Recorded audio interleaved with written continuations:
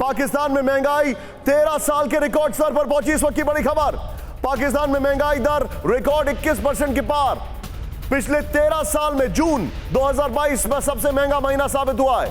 PBS के आंकड़ों से पाक की महंगाई का खुलासा। पाक के नए मंत्री प्रधानमंत्री शाहबाज भी महंगाई पर रोक पाने में नाकाम।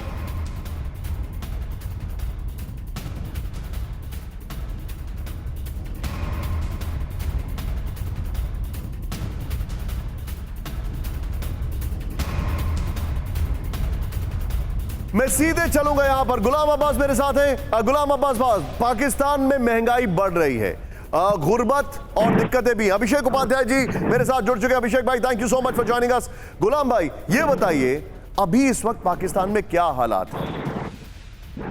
जी बिल्कुल शांति। महंगाई की अगर बात की जाए तो ये पाकिस्तान के सरकारी एदाद-ओ-शुमार है। ये जो फिगर आप बता रहे हैं ये पाकिस्तान स्टैटिस्टिक्स डिपार्टमेंट की तरफ से जारी किए गए हैं और उन्होंने कहा कि 13 साल की बुलंद तरीन सतह पर है। आपने ये देखा है कि पिछले लगभग 35-33 दिन में 100 रुपए पेट्रोल बढ़ा है और अभी भी पाकिस्तान की सरकार जो है। गुलाम भाई, आपका ऑडियो क्लियर नहीं है, I am coming back to you, लेकिन मैं सीधे इस सवाल को टॉस ओवर कर रहा हूं प्रोफेसर राजन के पास। प्रोफेसर राजन, अभी जब आप स्क्रीन पर मुझे दिखाई देंगे मैं ये तीनों ब्रेकिंग के साथ, तो उसमें पहली खबर हम दिखा रहे हैं किस तरीके से वो लीज पर पीओके दे सकते हैं।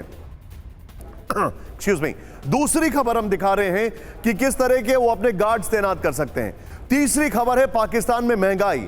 मेरा आपसे सबसे बड़ा सवाल है, पाकिस्तान में महंगाई से भारत का नुकसान होगा।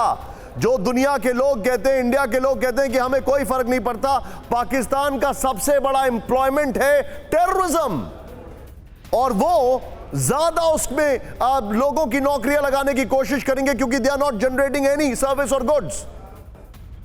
निशांत, आपने बिल्कुल सही कहा। पाकिस्तान में अगर जिस ढंग का भी डेट क्राइसिस आपने देखा, जिसकी बात बहल साहब बहुत अच्छे से कर रहे थे, अगर वहां पे डेट क्राइसिस और भी बढ़ता है तो आप ये मान के चलिए कि वहां पे आतंकवाद की समस्या बढ़ेगी और आतंकवाद का सीधा प्रभाव दो देशों पे पड़ता है, एक है भारत, दूसरा अफगानिस्तान। तो उसका सीधा असर हमें यहाँ पे दिखेगा। और दूसरी बात, जो आप गिलगित बल्तिस्तान और पाकिस्तान ऑक्युपाइड कश्मीर की बात कर रहे थे, तो मैं यहाँ बता दूं कि पाकिस्तान ऑक्युपाइड कश्मीर में चीन पहले से ही वहां से रास्ता बनाया है। एक प्रमुख कारण जिसके कारण से भारत ने BRI, जो बेल्ट एंड रोड इनिशिएटिव चीन का जो एक फ्लैगशिप प्रोजेक्ट है, उसमें शामिल होने से मना कर दिया था। उसका मुख्य कारण था कि जो चाइना पाकिस्तान इकोनॉमिक कॉरिडोर है वो पाकिस्तान ऑक्युपाइड कश्मीर का जो टेरिटरी है उसके रास्ते से गुजरता है और इसी कारण से भारत ने BRI में जाने से मना कर दिया। और जहां तक पाक में चीनी सैनिकों की बात है, तो ये मान के चले कि चीन के जो वर्कर्स होते हैं उसमें PLA मौजूद होते हैं। और अभी चूंकि जो ये पाकिस्तान के कुछ जो वहाँ प्रोजेक्ट चल रहे थे चीन के, वहाँ पे उनके नागरिकों पे चीनी जो वर्कर्स थे उन पे हमले हुए थे। उसके बाद से चीन पाकिस्तान पे दबाव बना रहा है कि उनकी लेबर की सिक्योरिटी दी जाए और पाकिस्तान देने में सक्षम नहीं है।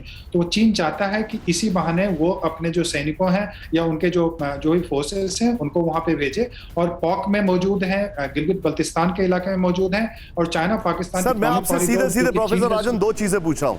अगर पीओके में चीन आया तो हमारे लिए नुकसान है, अगर पाकिस्तान में गरीबी गुर्बत बढ़ेगी तो आतंकवाद बढ़ेगा, वो भी हमारे लिए नुकसान है। इंडिया क्या इससे अछूता रह सकता है? इंडिया अछूता नहीं रह सकता है। कहीं भी जानते हैं कि किसी भी नेबरिंग कंट्री में अगर डिस्टर्बेंसेस होते हैं तो उसका सीधा प्रभाव हमारे देश पे पड़ता है। हमने देखा है कि श्रीलंका में ऐसा हुआ तो उसका सीधा प्रभाव पड़ता है। रिफ्यूजीज आने शुरू हो जाते हैं, जो धर्म के नाम पे जो पोलराइजेशन होता है वो शुरू हो जाता है। और भारत का दूसरा भी अफगानिस्तान पे, जो हमारा अभी अफगानिस्तान के साथ हम अच्छे संबंध बनाने की कोशिश कर रहे हैं,